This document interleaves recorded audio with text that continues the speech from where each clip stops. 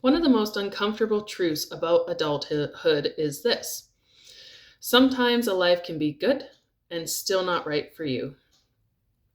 That's what makes Falling for Figaro such an interesting film.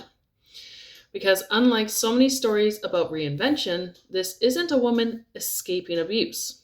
She's not trapped, she's not mistreated, she's not fleeing a toxic relationship. In fact, she has many of the things society tells us should make us happy: a stable career, financial security, a loving partner, a future that makes sense. On paper, her life is a success story, and yet something inside her knows it isn't enough. Now, that's where many people become uncomfortable because we live in a culture that understands leaving a bad life. What it struggles to understand is leaving a good one. When someone walks away from suffering, people sympathize.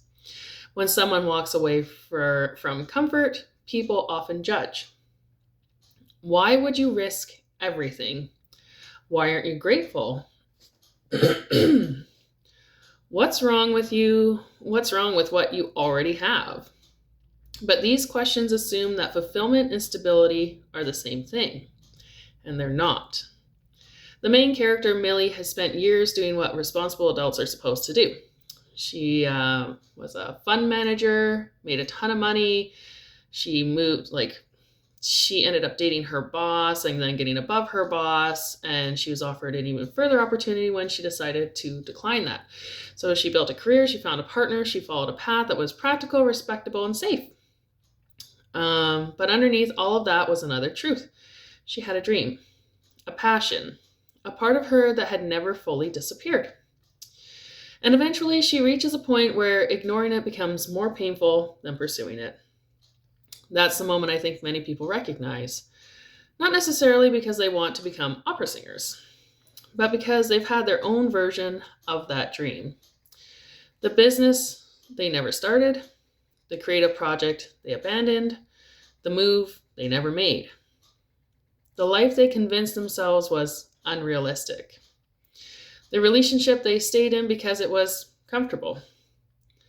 The version of themselves they slowly placed on a shelf.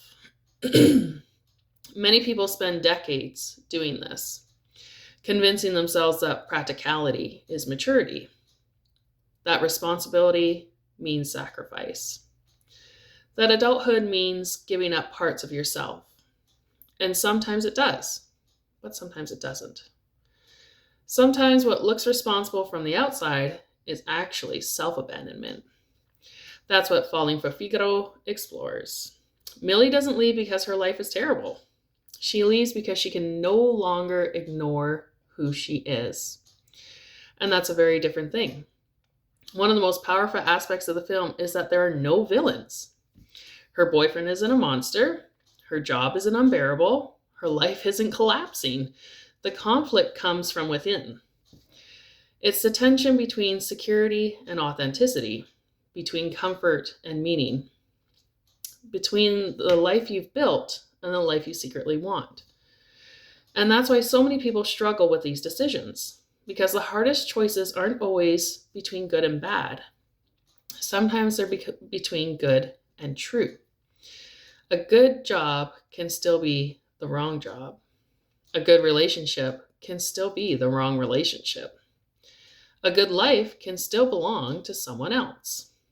The older I get, the more I think this is one of the central challenges of adulthood. Learning to distinguish between what is expected of you and what is meaningful to you. Because those aren't always the same thing. What I love about Falling for Figaro is that it challenges the idea that wanting more automatically means you're ungrateful. Sometimes wanting more isn't greed. Sometimes it's honesty. It's acknowledging that there is a part of you that still wants to grow, still wants to explore, still wants to become. And perhaps the most important lesson of the film is this: you only get one life, one chance, one story.